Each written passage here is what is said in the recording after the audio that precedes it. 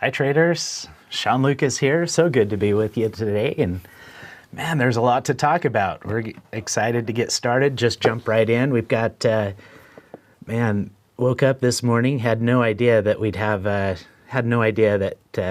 we'd have such an impactful Fed chairman speech today. So it's been kind of fun.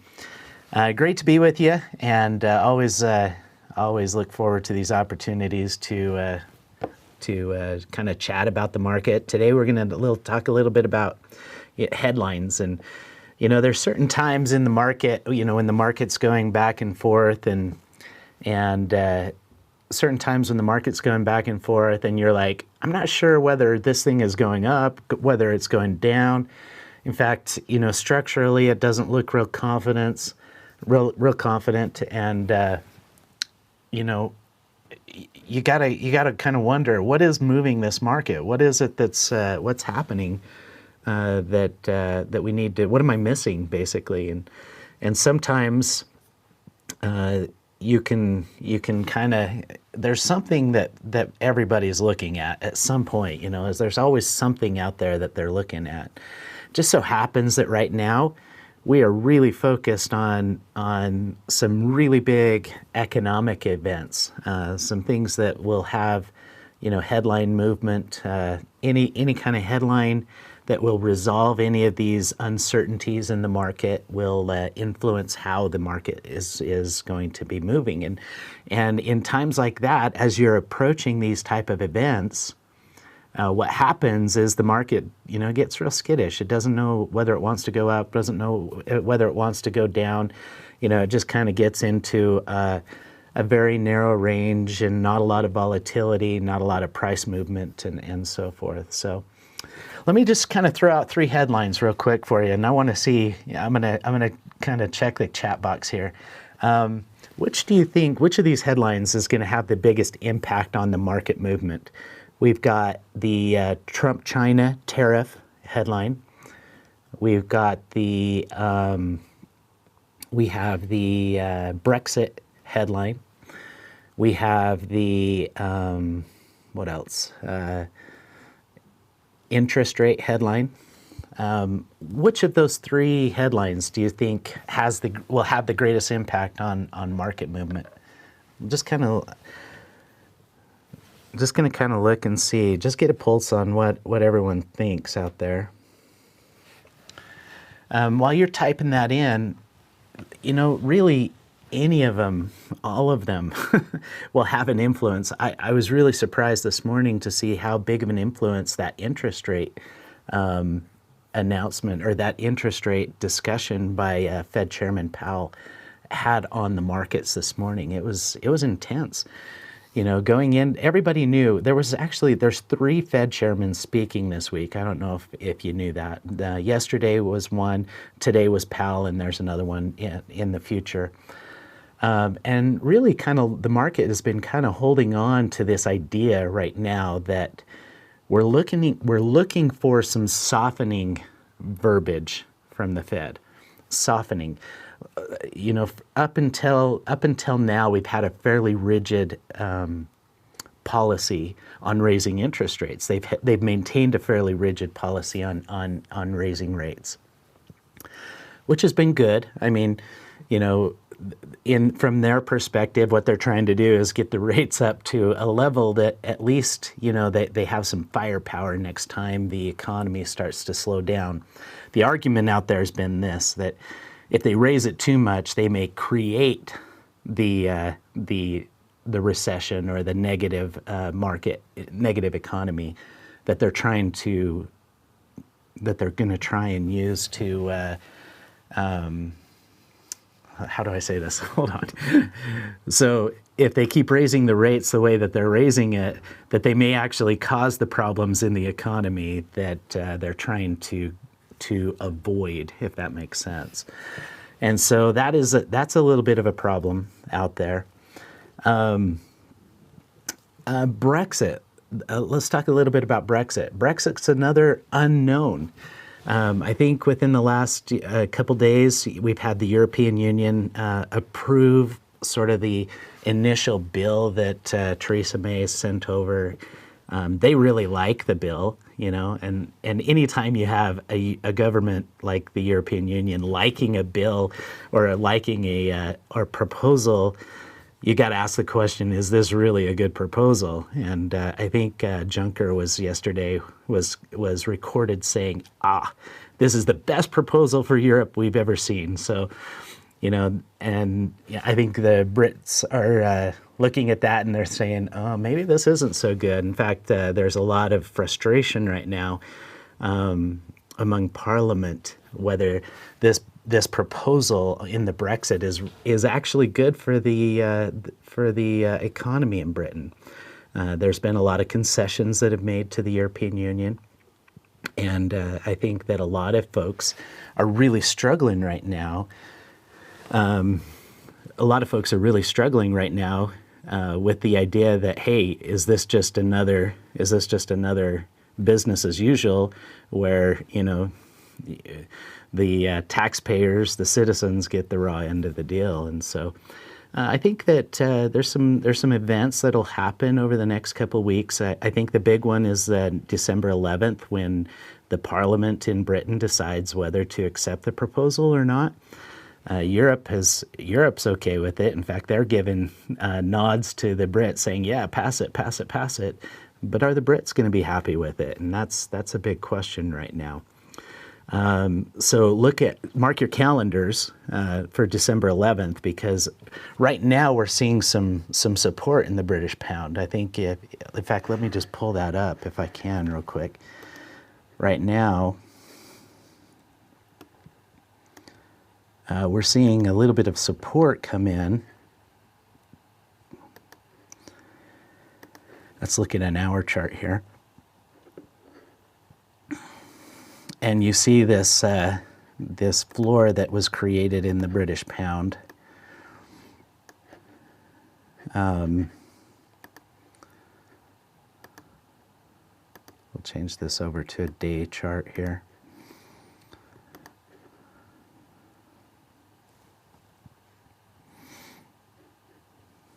Give that a second to load.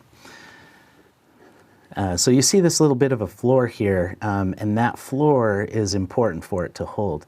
Now, come December 11th, if the Parliament decides to abandon the proposal, there's a lot hanging on the line with that decision. So, not just, if they abandon the proposal and go back and try and start over again, I think not only will that be problematic for the pound, but it'll definitely be problematic for the government, and specifically Theresa May's party. So, as traders, we don't want to get into the politics, and we don't necessarily want to, to take sides, or, I guess there's nothing wrong with getting into the politics on an individual level, but we definitely don't want to take sides, and we don't want to kind of precondition ourselves to thinking one thing or another thing is going to happen based on, our own personal political views. But to recognize when a political event or when an event will have an impact on the market, and definitely marking your calendars for December 11th will be one of those events that you'll want to keep an eye on. Another event, by the way, another event that we want to keep an eye on is the G20 meeting this weekend. As you know, there's a big rift right now between China and the U.S., and there's a tit for tat war, if you will, or skirmish going on, where U.S. puts tariffs on Chinese goods, and China puts tariffs back on U.S. goods, and we're going back and forth and back and forth. No country wants to give in at this point, and so what's going to have to happen is at some point the two parties, China and U.S., are going to have to come together and make a concession. Now Trump's all about his deals and how good he is in deal making and everything like that. So he's got his own personal ego on the line. Xi is equally interested in not losing face, and so we've kind of got this standoff right now, and it's between these two parties that are causing some problems. Tariffs are bad. I mean, typically speaking, for an economy, tariffs aren't a good thing. They add an increased price to they add an increased price to goods and services, right? So if you think about it in real generic terms, let's look at it like this. You've got a scooter, right? And the scooter costs $10 to make. Well, you slap a tariff on there to import that scooter into a country, and now it's at $11. And so generally speaking, that tariff doesn't have to be on that scooter. It's just an added cost that cause problems for the economic welfare of all the scooter buyers, right? And that's the problem, is that, this tariff war is causing problems not only for China, which is, the intent, President Trump's intent, but it's also causing problems for U.S., right? A lot of U.S. Business is dependent upon goods and services that are produced in China and so forth. So there's a real problem. Let's talk a little bit about that. There's a lot of anxiety built up in this tariff war, and so here's the thing: as a trader, what you're going to be looking for is, you're going to watch the dollar. We're going to keep an eye on the dollar, and if the trade war continues, then the dollar will continue to strengthen. We've seen a lot of strengthening in the dollar in the recent 6 months or so. If the trade war comes off, if all of a sudden there's a cooling and everybody's amicable to a resolution, just the mere thought of a resolution is going to shoot the dollar down. We're going to see some weakness in the dollar. So that's another thing you want to keep your eye on, is you want to see how this trade, how things develop over this weekend at the G20 meeting, and so that we have a better idea. It'll be whenever that headline comes out, whatever headline it is, whenever that headline comes out, you're going to see some significant posturing and reposturing in the dollar, and so you'll need to be aware of how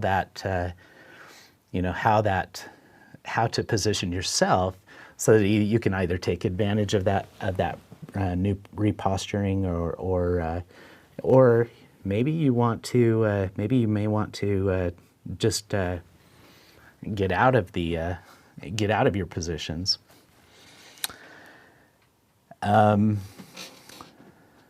So I'm just going to kind of take a look through the chat box here real quick.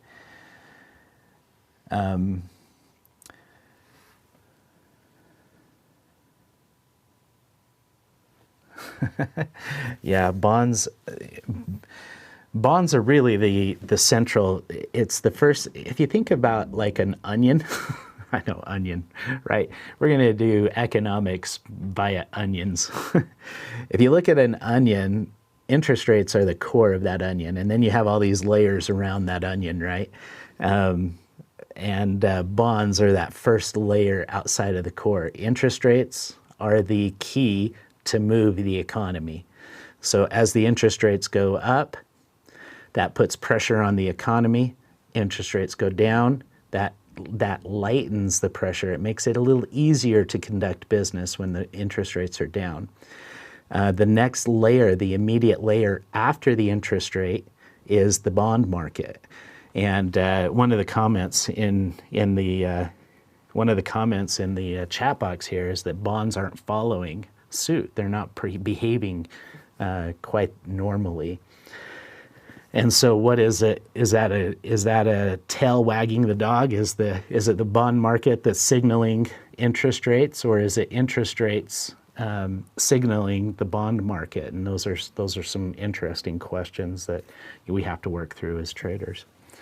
So anyway, that's definitely something to keep an eye on. So first of all, December 11th, key for any of you U.S. dollar traders or any of you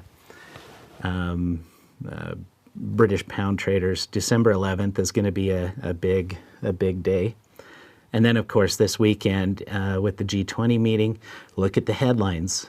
Make sure that you're aware, and you've got a model. You know that if then that, if this then that. If this happens, then I do that. And so make sure that you go into the weekend with that model in place. Now, just a caution on that. A model is great, right? But you can't be married to the model. So you have to have contingencies in your model. If this happens, then that. But if that happens, then this. So just make sure that you think through when you're modeling your response to the headline.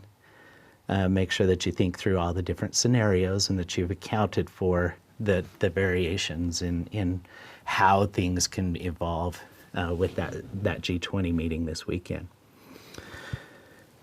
All right, let's go back to interest rates. So we started out talking a little bit about the Powell pop today, the Jerome Powell, the Federal Reserve Chairman's speech today created an enormous, check this out, an enormous response in the dollar, weakened tremendously, right? For the past several weeks, traders have been very interested in how the Fed is going to position themselves moving forward. Okay, so it's been fairly clear up until this point that we were going to maintain a fairly rigid interest rate policy. They said we were going to raise it 4 times in 2018.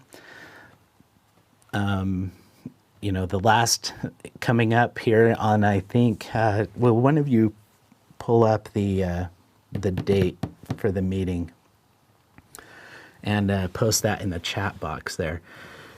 There's another meeting, another Fed policy meeting coming up in a couple weeks. I think it's the 22nd.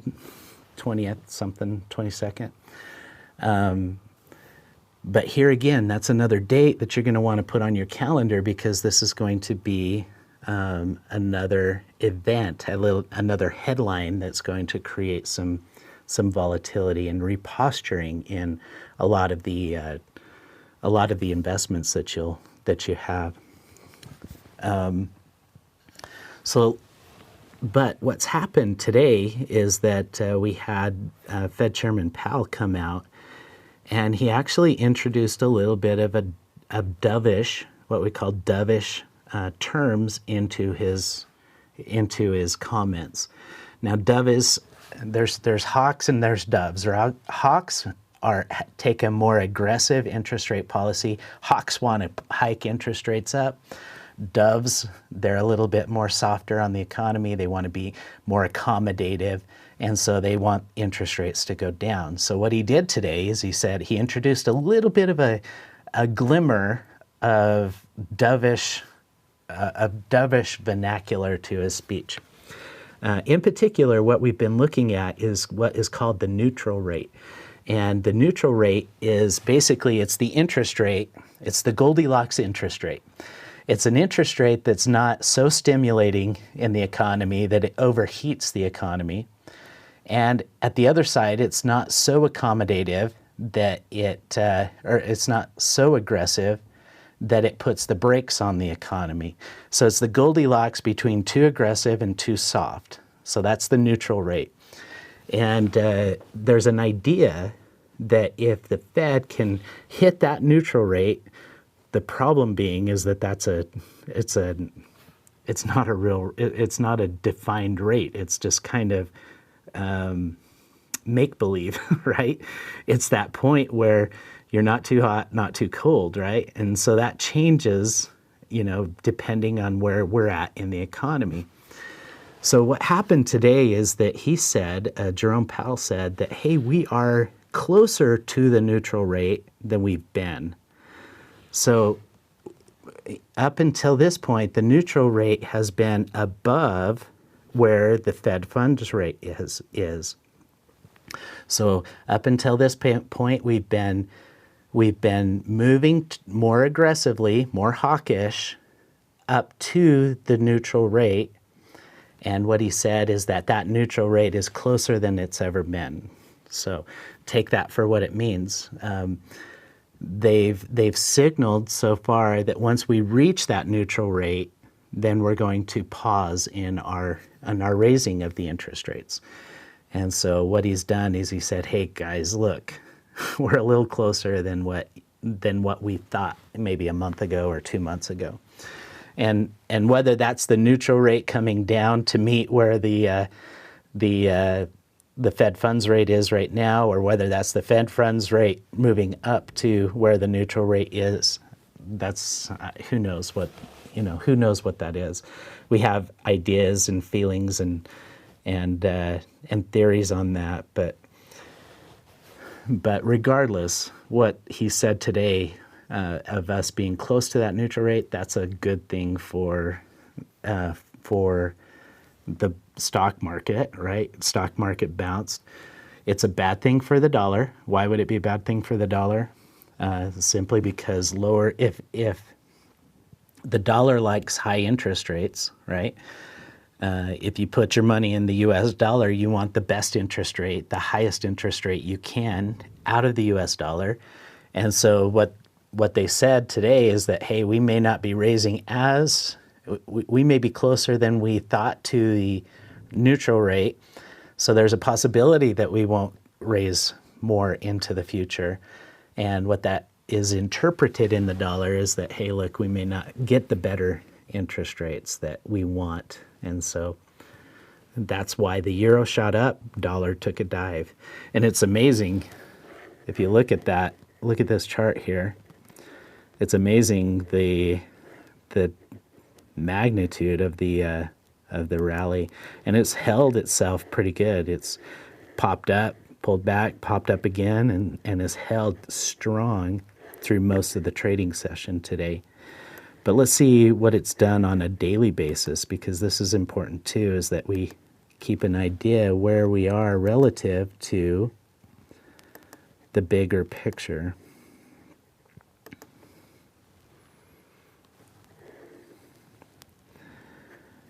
So let's give that a second to load. And I think what you're going to find is that we've erased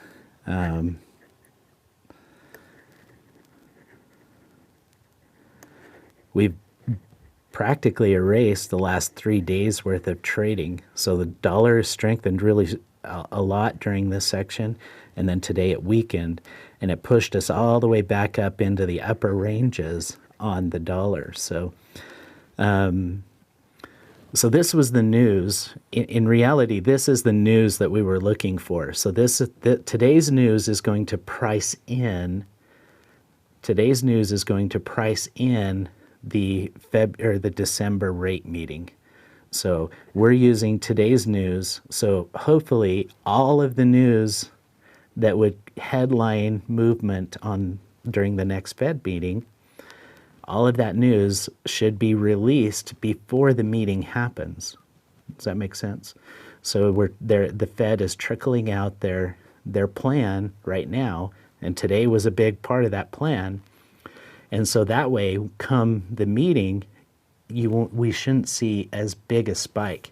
If they can trickle that information out in advance of the meeting, that the market will price all of that news into the market, or into the price of the dollar, and then when the meeting happens, everything will be old news by that time, right? And so we're starting to see the resolution with interest rates right now. Today was the first launch of their sort of policy, or their underlying policy. Oh, thank you. 18th. There you go. The Federal Reserve meeting is on the 18th, leading up to it's a 2-day meeting leading up to the announcement on the 19th. So a couple of dates then. This weekend, you wake up, market opens up Sunday night. We may start to see some some resolution with the tariffs, right? That's a big thing. The next one will be the 11th of December, which is the Brexit announcement, or the vote on the Brexit. And then the last one is the 19th, which is the Federal Reserve meeting. But again, what we're seeing is we're seeing all of that. Whatever happens at the meeting should be old news by the time the meeting happens. We're seeing the lead up to that meeting happen right now. So there you go. There you go. Hopefully this session has been good to just kind of give you an idea. You know, this is headline trading, and most of my time as a trader is not spent headline trading. You know, that's kind of a hard way to make a living, is when you're waiting from headline to headline to make trades and guess how the market's going to respond to those headlines. Most of the day is spent, you know, in market structure and price action. But as a trader, if you're trading for income, you know, and using market structure and price action for income, you have to know what these headline moments are, and you have to recognize leading up to those events that there's going to be information released that will influence the markets leading up to that. And so right now we're in that lead up time to these events. And so you're going to see pops in the market based on headlines like we saw today. But other than that, you know, most of your day will be focused on the price action and structure of the markets. So there you go, folks. So great to be with you today. And I know I just threw a lot of information at you, and I hope it's helpful, you know, kind of giving you a what's on the horizon view of the markets. And then, of course, I hope also that, you know, you're able to take this little bit of information, stash it away for the next time, because headline events will happen in the future. Things will kind of converge into certain headline events. And as traders, we want to know what those headline events are. We want to be prepared for them. We want to know what's leading up to it, how to respond, and how to position ourselves for the repositioning that will happen with that headline event. There you go. So good to be with you, traders, and we'll see you next Wednesday, same time, and wish you all the best of success in between now and then. Thanks, everyone, and we'll see you then. Looking for more? As a member of the Apiary Fund, you will have access to trainings, classes, and calendar events, all geared towards letting you know how to be a successful trader in the markets. Click the link below to start your 30-day free trial now.